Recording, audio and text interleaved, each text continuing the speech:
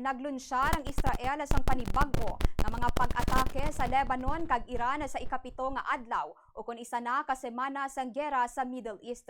Inigin kumpirmar sang Israeli Defense Forces o kun IDF kahapon nga adlaw nga nagpatigayon sila sang lapnagon nga serye sang airstrikes sa kapital sang Lebanon nga Beirut nga nag-target sang mga lugar nga ginakabig nga base sang Hezbollah. Lakip sa ginatake mo ang command center kag pila ka panalgan sa mga building sa kapital.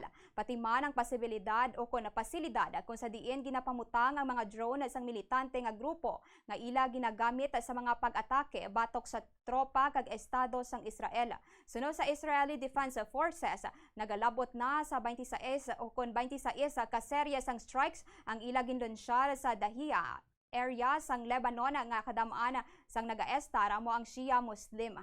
Ginatan-aw man sang Israel ang mga lugar bilang isa ka baluarte o kun kuta sang Hezbollah.